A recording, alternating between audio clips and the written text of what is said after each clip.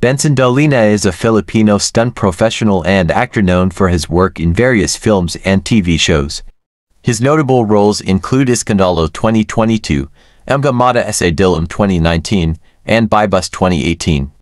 Dolina has also worked as a stunt coordinator and director in several projects, showcasing his versatility in the entertainment industry. Dolina has been involved in numerous projects, including The Blood Brothers, Ciclo, and More Than Blue.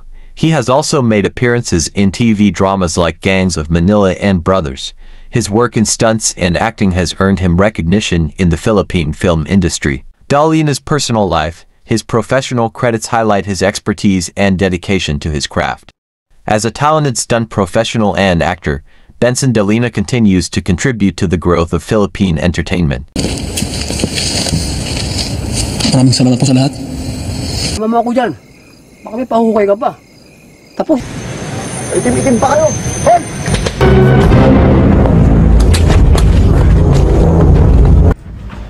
Sorry, Carlos. I'm so sorry.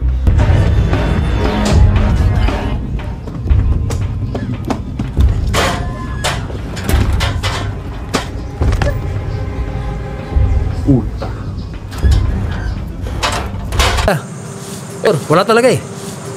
Mukhang naitaw na mabuti ni sekretary. Bumili po muna kayo ng iced coffee dun sa dinaanan natin. Pero ma'am, Chumber, nagpatid po sa akin sa mall. Pinabili po ako ng kape. Pagbalik ko, wala na po eh. Hindi ko rin siya makontak. Tangina, may hika ako. Bawal magyosi dito. Natindihan mo? Apo, pasensya na.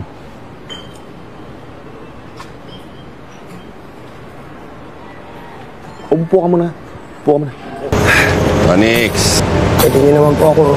Gusto tayo sa kulungan. Talaga nyo nga to. Balik ko lang na lang sa mga sakyan natin. Maayos pa rin yung mga kondisyon nila. Ayos naman doon eh. Dahil pinili kong labanan, umamalik sistema nila.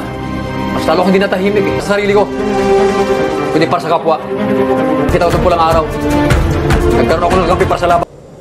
Magandang umaga. Magandang binibini. I am Max. I am Manny. At your service.